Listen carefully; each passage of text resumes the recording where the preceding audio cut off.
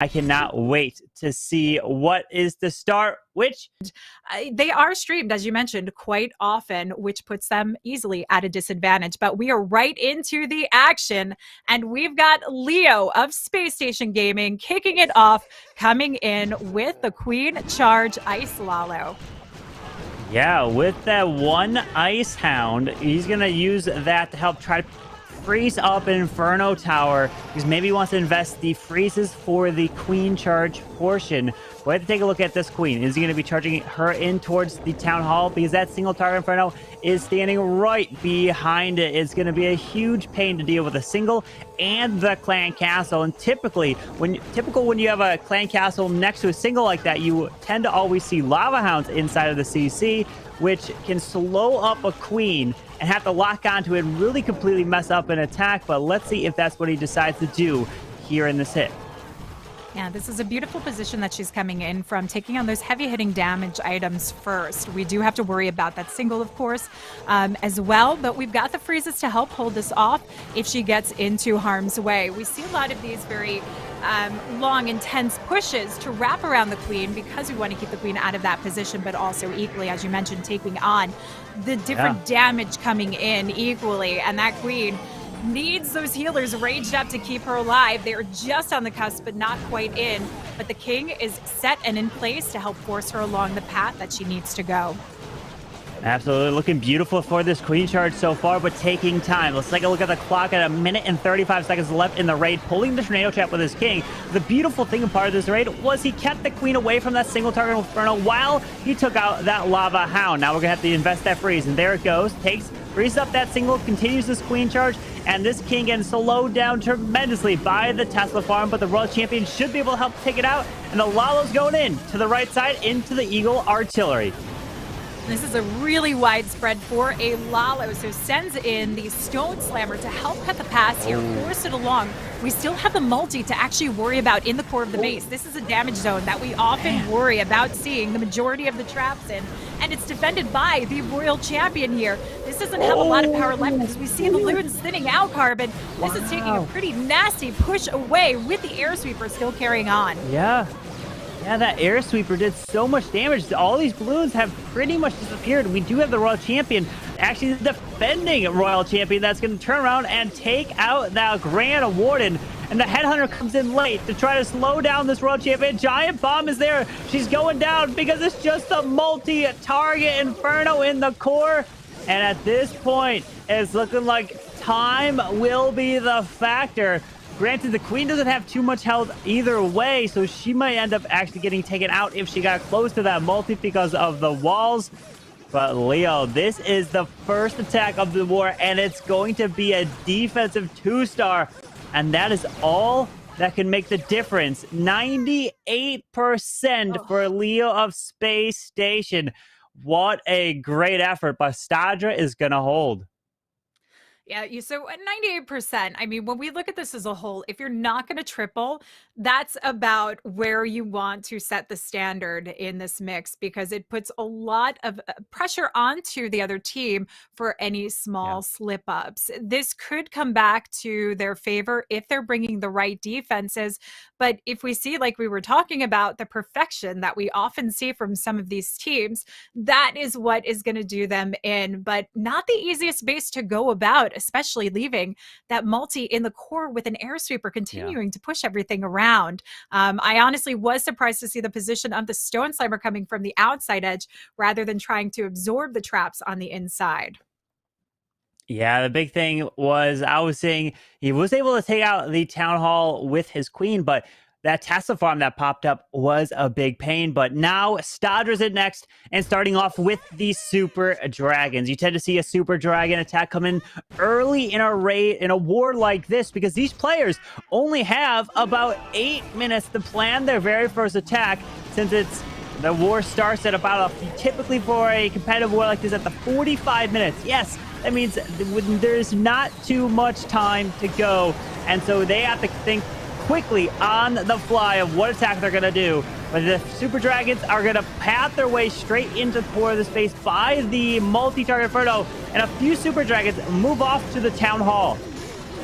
Yeah, this is something that Stadler is known for. It's something that I don't recommend most players go into, sending your super drags right into the town hall. But this is his style. What it does mean is that it relies on your heroes to have the extra health and support on the back end while you still have enough power to cut through the core of the base. So your heroes need to be there nice and strong with very limited damage on the back end. Obviously, we still have the scatter shot up. We've got the multi, which isn't the biggest issue, but with the scatter shot down now, knowing the king has his ability, the queen has hers, and we've got the royal champion. This is what Stadler knows and does well and sees these weaknesses. And look at all the hero abilities still to use. Finds a tornado trap, but not going to matter. Pops the RC ability. Down that goes. A few super dragons still in the mix. King's ability goes off. There's the free spell. And Stadler making it look easy. How to use these super dragons. Absolutely crushing Leo's base. And a beautiful way to start it off for Queen Walker Stephanie.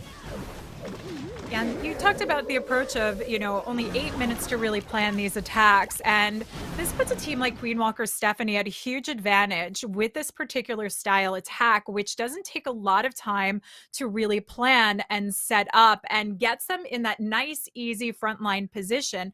It's a good strategy at the way that they're using the lineup of their players, the order that they're putting them in order to get the rest of their plan set to go. So I think a very, very smart move from them. Yeah, we tend to see Queen Walker Stephanie typically stick with the same lineup of attackers.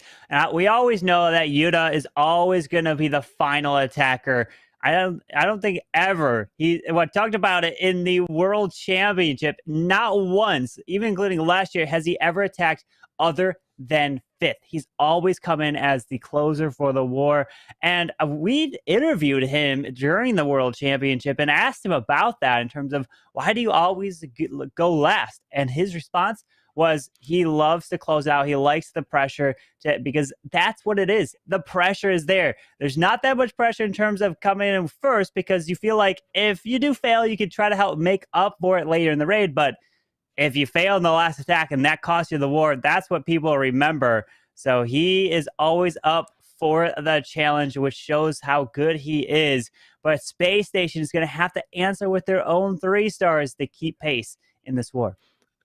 They certainly are. And, to speak to Yuta, I think that's just such a commendable position to be in as the team leader, the team captain, having to take on that pressure for the rest of the team and take the weight on his shoulders when it does matter. But more times than not, we often see him finishing off the job successfully for his team. But as you mentioned, SpaceStation Gaming needs to try and find some ways to get back in this. A 98% 2-star isn't enough to necessarily hold them back if they can find the right defenses, but they do need to follow this up with a strong 3-star. And we'll have to wait and see. We often, I feel more times than not, are seeing a little bit of a switch up in their lineup, though Picastro tends to be the final hitter for them. Yeah, Bernal coming in with the next attack, and this time bringing a ground attack, the Queen Charge Hybrid. We know that Bernal loves to do Queen Charges, but usually it's like Queen Charge Lalo. So he's switching up and bringing the ground in this one. And those Headhunters are doing a massive amount of damage to that Queen. And he's forced to drop that free spell to try to keep her alive. There's the rage. Come on. Oh, no, the Queen's ability has been forced. Oof. This is going to make it very difficult. These Queen abilities, when you're coming in with almost any charge, is meant to come in deeper inside the base as you get to the brunt of the defensive force, getting past the Town Hall in particular. So this means the life of the Queen is going to be highly limited coming through this. And when you come in with hybrids, your Queen is almost everything to ensure that you have the cleanup power coming through to the back end of the base. So we'll have to wait and see how he can re-navigate this, what he can do to try and compensate and adjust. But this might not be the 3-star that they were hoping for. I think if anyone could try and pull it back around, though, it would be Bernal. Yeah, with that Queen continuing her way through to the left side, dropping the balloon to try to pull Seeking Airlines and protect these healers through this area. With that single target Inferno just waiting behind the Town Hall, he has a 1 freeze and invisibility to keep that Queen alive. And here comes the hybrid, typically with that King and Siege Barracks off to one side and force that hybrid of the miners and the hog riders right in between to go through the core of the base. There's the heal. And he's finding a few spring traps, but the Eagle Artillery is locked onto it. Looks like the Royal Champion of this attack. It's these multis that I'm most concerned about coming through, but Pops that Warden ability to try and spare those miners straight through the core of the base. They take the pass. He's got one more heal to drop down. That's a perfect spot. Freezes up the multi, but coming into that scatter shot position is the opportune time. And he drops it, sparing all of those miners straight through as the Royal Champion Hogs round the corner through the Eagle to take on the adjoining compartment here. This is looking pretty good here as the miners did clear the core. The Queen is beating through the wall, does not have her ability as they used it early. But now with the Royal Champion, he's run out of miners through the defenses. Her ability's been forced, hits the bomb tower. And now it's a matter of the Warden joining in with the Queen to try to keep her alive. But he's only got 25 seconds left in the raid. Ooh, time is not on Bernal's side, and the Queen knocks out, is down for the count. Wow. And this means the Warden does not have enough time nor enough power to get the job done. As good as that was looking, it fizzled down so fast. And this is where you really can see having that Queen ability would have been the extra difference maker in the 92% to the 3 stars. So Queen Walker's coming in with some very strong defenses today against SpaceStation Gaming. Yeah, that is surprising. Their SpaceStation falling short in both their attacks. But remember, this is a double elimination. So if you lose, you're still in this as we are in the upper bracket semifinals right now. So this is where upper bracket in terms of you lose, you go down. In terms, the next opponent would be VN Tompanai. And then also down in the lower bracket would be War and Glory. So they're waiting for their opponents. But you don't want to go to the lower bracket. You want to make it to the upper bracket and continue your way through. And Queen Walker Stephanie are looking really good if they put a 3-star on the board to do just that. They certainly are. And going into that lower bracket, you've got VN Tompanai to face off against. So yeah, definitely not going to be an easy challenge going down there either way. But let's see what Gaku has in store, and most importantly, what SpaceStation have in store defensively here, if they can hold them back. Now we've got the Queen Charge Drag Rider, but we've got the Wall Wrecker to start opening up the pass. Queen's coming in, working her way through from that long edge of the base. Now, more times than not, we actually see the the log launcher actually opening up the course coming through, but this is a little bit different of a split that we have coming in as the Wall Wrecker is opening up across for the King and Royal Champion, with the King taking a beeline outside the space. See if we have some Yetis to take on the defenses inside the core. Yeah, that Wall Wrecker takes out that multi-target Inferno right there in the middle. It's continuing its way through, pulling out that CC of the Super Minis. There's the Rage of a Rocket Loon and Yetis to try to help now jump over the wall and take out that core multi-target Inferno. And what an incredible value. You don't see the Wall Wrecker being used all that much nowadays, but it did receive that little bit of a buff, and he used it beautifully here. Gaku, what an incredible start. And this attack is looking fantastic. It really is. We've got the opening in the Queen for that wall leading to the Town Hall, and the extra super wall breaker to get the pass into the Town Hall compartment itself. So he's already lined up what the Queen needs to move in, take this on, and these 5 drag riders can work easily from the northern side of the base. From 12 o'clock, get into that scattershot compartment with a Warden ability to help sail them safely through. Yeah, there's the Warden internal tome going off. We got the Headhunter actually got sprung, but one of them is still working onto the Queen as the Dragon Rider's coming around. There's another freeze onto the single as the Queen is pathing her way to the Town Hall. Still has her ability, an invisibility spell no matter what, and this is looking fantastic here for Gaku. With the Sneaky Goblin off to the right, Queen's ability secures the Town Hall, and now it's a matter of cleaning up the rest of these defenses. This is absolutely stunning coming in from Gaku, who never ceases to amaze us with what he comes in with. But look at the power and strength with all of the drag riders left over here. Queen's still carrying strong through to help with the back end defenses, despite all the traps on the backside of the space. It aids stopping this one up. And we've even got a little swag to boot with that invisibility spell. Kudos to Gaku. You can see the smile on his face, taking a sip to celebrate. And Queen Walker's still hanging in. Insanely strong, Carbon. It was a beautiful attack. That wall wrecker going all the way into the middle to take out 2 Inferno Towers, both of those multis. And we don't see the wall wrecker being used all that much, but it was used in terms of by itself. So it could go all the way through the middle, get that value, and create a perfect path for the Dragon Riders to the top side. And that is the strength of Queen Walker Stephanie coming in with back-to-back triples. And if you can't put up triples like that in this war, it's just going to get out of reach so quickly. And that's why we talk about it. You have to be putting up 14, have to be putting up perfect wars to be winning these wars. That's why one mistake can cost you even a 99. Even though it's so good, many players would be seeing it like, yes, I got a 99% 2-star. At this stage, that is a disappointment, and you can't afford that. But now SpaceStation must pull away with all 3 stars to have a chance and hopefully have some defenses. And Marnal is looking to do just that. Yeah, the way Queen Walkers is going, I mean, they just seem unstoppable. But Marinol, the beast himself, coming in. We've got the Inferno Drag Rider. I feel like we're starting to see a little bit more of this coming into fruition in the past few weeks.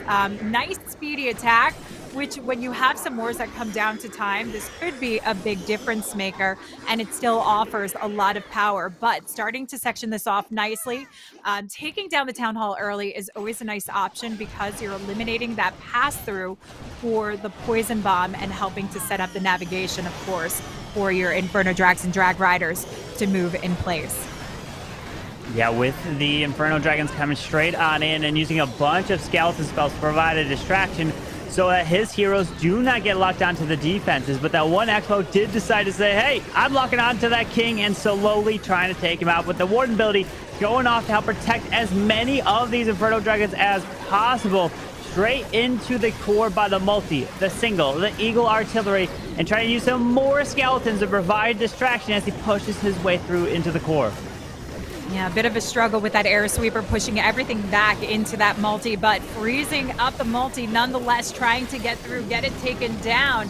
That air sweeper absolutely unrelenting in letting these Inferno Drags through, and that could be a problem. But we still have the Royal Champ who can actually cut in, work on what's missed out.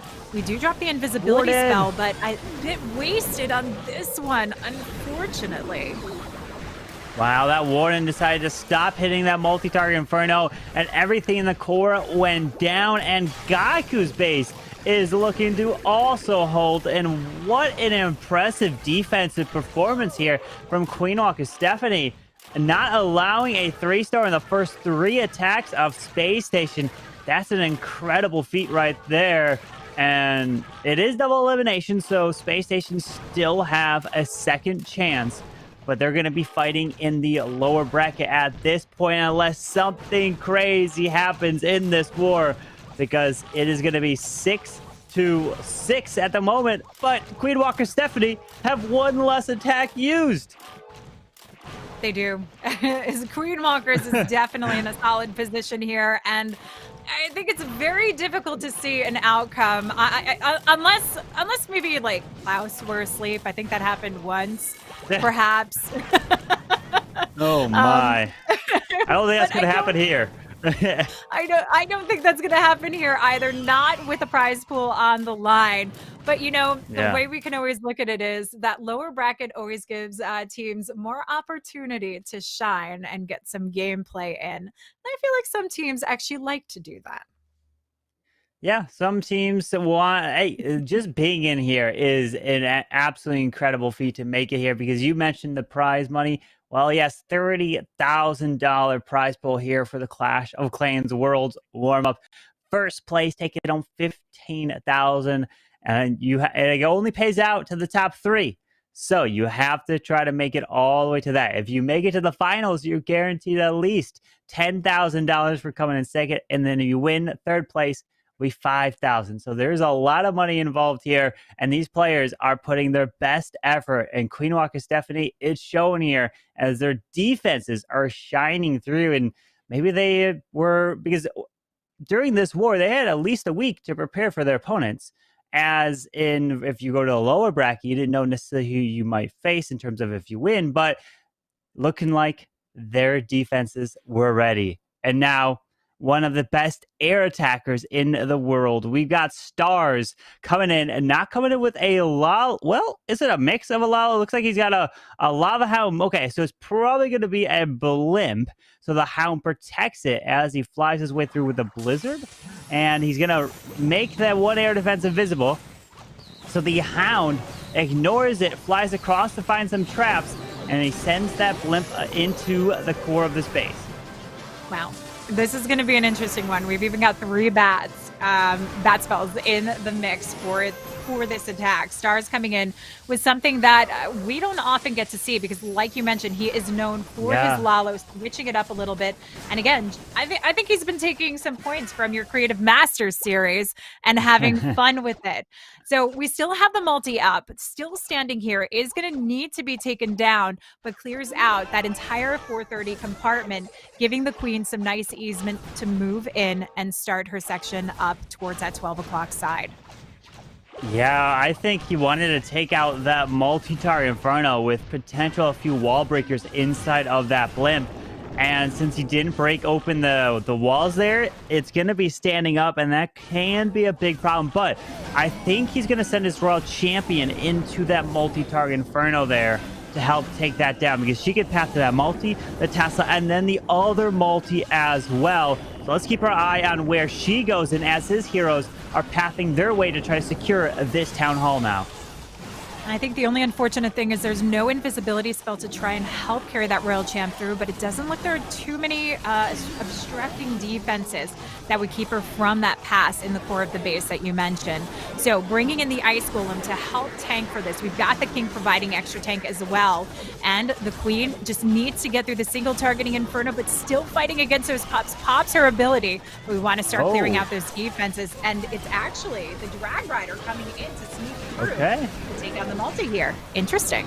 Yeah, a solo Drag Rider to try to clear that multi-target Inferno, decides to send the Royal Champion to the bottom side of the space, and the Unicorn has gone off to the Dragon Rider, and unfortunately the Unicorn not able, what a valiant effort there, Unicorn, trying to keep that Dragon Rider alive. Pops a perfect warded ability, which one Dragon Rider will path its way over towards that multi into the core.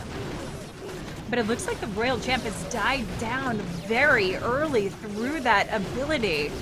Queen going down fast, or the King going down fast here as well. That Royal Champion could have helped out quite a bit. Drag Riders are spread out quite wide and thin here, but still have the power to get this done. And with the bats coming in on the back end and very limited splash, just that one Wizard Tower that's already distracted, this is done. Stars has this in the bag, even with only 14 seconds left to go. And deployed the bats within the last 20 or so seconds, and getting the 3 stars still. And that is now 9 stars in 3 attacks. They have been just dominating in this war, and they're just showing their strength on the offensive side and the defensive side as well. I think they're showing their strength in the way that they're actually approaching bases. I mean, we are seeing non-typical approaches to these bases, like we saw with Gaku, bringing in the wall wrecker to get into the core, not even using it with the King, but bypassing around. And now just they're picking apart bases in a way that we are not seeing most players do this. And it is beyond impressive to see the level of attention that they have with only 8 minutes to actually prepare. Yeah, it's incredible what the type of attacks they're doing. But the next attack is in for Celino, and we are seeing the Queen charge Lalo, looking to be putting the 3-star on the board. And you hate to say it, but they're looking to put their first 3-star. And as this is the fourth attack for them, that is very tough here. But at this point, They just want to start to get momentum, knowing that they can put the triples and they could take that going into potentially the lower bracket. And the Queen moving along in a nice path to take on this town hall. You know, you need that momentum, like you said. You need the motivation to get into the lower bracket. Know that you can fight your way through, because you don't want to go in just feeling down for where you're at. But with the bases that Queen Walkers has been coming in with, I don't think anybody can take that too offensively and be too downtrodden on it. But beautiful course here for the Queen. And just need to continue to wrap around so we can set our course coming through. But we've got 2 multis in the core that we need to worry about getting taken down, because that does not make for an easy Lalo passing. Ooh, Queen is going to jump another rage because of these expos. Yep, there's the rage to try to keep the Queen up, and the healer's healing her off, and he's looking like he's going to keep the ability intact. No worries there. And right now with the super wall breaker, breaking the wall open to push that king up towards the top and sending the royal champion right in between, trying to path her way to the middle. Yeah, so these are the multi-sections that we want to see. We've got the invisibility spell to try and keep her alive. The king trying to protect her, but the cannon still focuses on her, launches that Seeking Shield, which gives her that extra regenerative health boost to get enough power to come in for the multis. And it is the invisibility spell that carries her through long enough to take that on, like he knows the power of that royal champion and what he can get out of her. Absolutely perfect coming in from Seleno. Absolutely incredible right there. Pops that wooden belly, protects the headhunters, the balloons, the stone slammer. The Tesla farm is off to the left side, but he's got all these balloons moving their way through. But an incredible pathing in. The value from that royal champion to grab 2 Inferno Towers with their ability skipping through. Raises that Queen up, and notice the scatter shot is distracted, so he's definitely not going to be popping this Queen ability, because if he did, it would cause the scatter shot to reroute and go and target those balloons. So he's keeping that Queen ability intact to the very last moment with 30 seconds left. A final free spell, 1 more free spell actually to use after this, and this was a crushing attack. The value he got from his RC was insane right there. What a beautiful attack from Seleno from SpaceStation. I mean, I'm just echoing with the 3 freezes at the end that, honestly, with the amount of loons that he had, with the Queen ability, with everything he had left over, wasn't even needed. But he is showcasing the power that SpaceStation has behind them. I think they just need some time to warm up today for the warm-ups. That's maybe what it comes down to. And we know Seleno's warmed up and ready to go, at least for the next round. But we still haven't seen what Klaus has in store. We've seen some amazing attacks coming in, a lot of creativity from the Queen Walkers. But does that mean we're going to see something crazy coming in from Klaus today? Who knows? At this point, it may be that he knows he's got a lead. All they got to do is just put up 2 stars at this point, and they will be winning the war, because they've already started off with the 3 triples to start the war off. And they're going perfect so far. Can they keep pace with that? But Klaus loves to come in with the kind of the atypical army, something that could be crazy. But is that the case here? He's got a handful of freezes with 27 balloons, and he wants that king to go into the bottom side, followed in with that log launcher, and that's going to try to get the value all the way into the middle of the space. They're coming in with a big push. A lot of times when we see this, we often see the Warden coming into play through it. But with the Lalo, I would imagine he wants this Warden to work along, especially with the 27 loons to come in for this push. And we are leaving the Town Hall, of course, open on that back end to have to get through by trying to eliminate the damage. It's very similar to that Sohim style attack where we get through the core of the bases and have to come in on either side. I think that could be interesting to see, a Lalo push coming in from both ends, but bringing in the Royal Champ for the multi and scatter shot section, working alongside the Queen. Nice, smart move to start mitigating a lot of the damage here. Yeah, with that Royal Champion off to on the enemy RC, taking her down, and there it is. Beautiful job with the single target Inferno locking on the Queen. Her ability goes off. Now she locks on to the Lava Hound, but his Royal Champion got some nice value, and here comes the Lalo, and notice He's going to be ending on the Town Hall with his Lalo, so he's taking a risk which could result in a 1-star if things don't go right. Oh, you gotta give it to Klaus. Played a little bit crazy coming in with this Lalo. That Warden ability having to carry this through quite a bit. Hound taking a huge lead here to try and soak up those traps all the way straight to that 12 o'clock side of the base, but the Loons are struggling to pass through. We do have 4 freezes and 2 hastes to try and carry it on, but 9 Loons that need to come back in and help surround this. He's going to have to keep that Town Hall frozen as he's making his way through. There it is. Freeze onto the Air Expo. The Town Hall, he's making his way through. Has the Grand Warden Eternal Tome to protect these Loons. Does it right there. The balloon should get hasted out of the Town Hall. Come on. Come on. Take that down. But did the Warden get locked down, or was that the Owl by the single target? It was the Warden.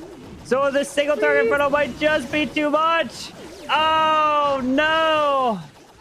Those balloons got picked off from the Town Hall poison there. Yeah, and these 2 freezes that he could have used to help spare the Warden even with a single, try and work through, help take the heat off the Expo.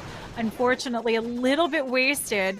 And we've got SpaceStation Gaming getting to see their first defense. Now, Queenwalkers know they're in a pretty good position here. But this has got to make SpaceStation Gaming a little bit happy to start seeing that defense coming through at the end. Yeah, they're happy there. Bernal with the defense, especially against Klaus right there. And the minion grabbing just a little bit more percent, 97. And we have one more attacker coming in from each side for SpaceStation and Queen Walker Stephanie. We already know that Yuta is going to be closing out. We talked about it at the start. Yuta is always the closer for Queen Walker Stephanie in all their wars, pretty much no matter what. It's kind of just a rule, a part of their clan. But what is SpaceStation going to be doing? Is it going to be a Lalo, which we've seen? We've seen Hybrid. We've seen Dragons in this war as well in terms of the Super Dragon from Stadra. So we've seen a mix of things. But one thing we haven't seen, which a lot of players do, is sometimes the Super Bowlers in terms of the unlocking them, because they get some beautiful bounce values. But it's been a little bit since I've seen that, or maybe even some other super troops in the armies. Yeah, the Super Bowlers, the Super Bowlers match, definitely a nice combination, and tends to be a pretty big go-to for the ground style, particularly with some of the Legend League box style bases that we're seeing that can cut through very nicely. But we do have Pete Castro now as the finisher, and he often takes his position. Coming in nice and fast with the Skelly Donut. Is he going for the triple combination here? We've got the 2 multis. We've got the CC. This is not an easy feat, but he manages to hit all 3 marks in here and get it taken down. Good value. People that, if you're watching right now, you don't understand how difficult that is.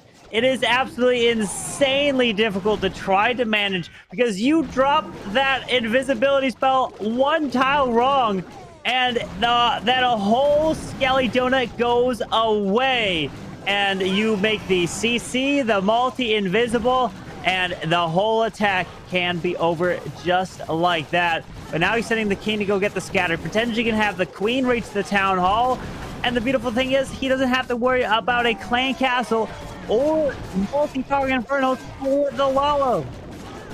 Nope, makes this so much easier too for the Sui approach coming in. Eases up the pressure, gives more power for this king to cut across, defend for the queen, take on those surrounding defenses, and give the queen even more opportunity to clean up on the back end. But she's going to cut her way in, get to that town hall, not stray, work for the battle builder hut. I'm a little bit worried about that side cannon, queen. And she's going for a walk, drops the invisibility spell. He needs to get her back in fast. And but he can't take the town hall down with, okay. He invests the freeze because that queen would have been taken out by the town hall. There it is. Mortar goes down, and now here's the Lalo over to the top side.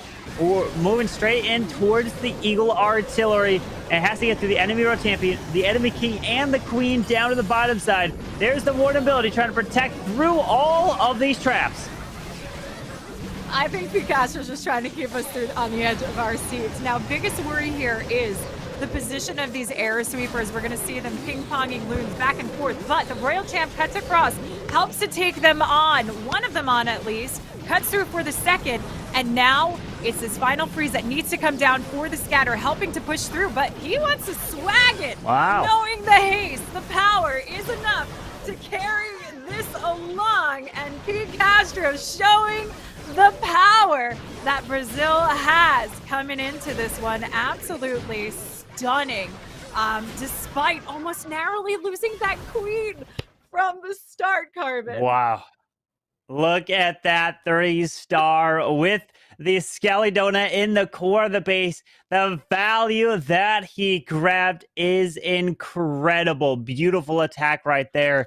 Didn't have to worry about Inferno Towers in the middle, hitting your balloons, and no CC to come out, because if you mess that up, you don't have a poison spell to take care of the clan castle that would come out and absolutely destroy the raid right there. Beautiful hit. We do have one more final attacker, Yuta, coming in for Queen Walker Stephanie to try to close out this here. Will he be able to put a triple on the board? What kind of attack is he going to do? Because, you know, his favorite attack is the Queen Charge Lalo. It is. And, you know, I think at this point, it makes the pressure is so much lessened on him. You know, a safe 2-star, obviously coming in to win this war, make it nice and easy. I would even say relatively, you know, high percent 1-star could do it. So he can take some risks here, but he's not one that often does that. I think he goes for that standard combination, and it is indeed going to be the Queen Charge Lalo that we do get to see. I'll be curious to see the position of the blimp coming in, potentially to take on the town hall, perhaps. Yeah, with 2 rocket loons to use, Yuta does need a 1-star 80%. So if it does result in a 1, it has to be at least an 80% for the tie, 81% for the victory in this war. So that's something to keep your eye on. You never know what might happen, because we have now the CC, the archers coming out from the core, and now the healers being delayed, coming in at a different angle with rocket loons now coming out of the CC. Is he going to use a rage spell there to help take that out? And there's the poison on the super minions. And this queen, she makes her way straight into the core, can grab basically everything of value in the middle, and then he could just Lalo from the bottom side over the eagle and then send a blimp for a town hall. Yeah, this is looking lovely. So we're already actually starting to line up the loon passing here, clearing out. Checking for any traps along the way, get this blimp set and ready to go to move in. And the rocket loon's beautifully used to take on that AD. So town hall, all but secured, coming in here with the sneaky goblins to take it down. And like you mentioned, that queen right there in the core taking on a lot of damage, but drops the rage and the invisibility combination to keep her alive, spare that ability to cut through, and takes out the multi and any potential damage to these loons. And he locks up the victory right there with the 2 stars. What a great job there from Queen Walker Stephanie. Pops that queen ability to help now take out the Air Expo, the Wizard Tower. The Lalo's moving its way over to the right side into the Tesla farm with the Royal Champion locking onto the enemy queen, taking that down, hasting, freezing, doing everything his way to victory. A beautiful job right here from Yuta and the Queen Walker Stephanie, pushing them to the next match, the next round, staying up in the upper bracket and sending SpaceStation to the lower bracket, and now having to compete and stay alive down there for their chance at the $30,000 prize pool. A beautiful hit coming in from Yuta, and it is a 3-star, putting them at a 14-star victory in this war. They are just giving themselves extra chance now to move in to that top 3 position for some of the big prize in order. $30,000 on the line here for these players to get in. But what I can say about Queen Walkers is they are warmed up and ready to go for this season. They have had so many close opportunities as the vice world champions through the world championships. And if they keep at this rate, this year is going to be absolutely insane, Carbon. It really will be. And notice the one fail was from Klaus of all attackers. They had 97%. That's what you have to do. If you fail in these wars, you have to be failing at a 97, 98, 99% to be keeping pace with these players. It's just 3-star after 3-star rolling in. And that means we'll take a look at the bracket and push Queen Walker Stephanie to the next round. And then we'll find out who SpaceStation will be taking on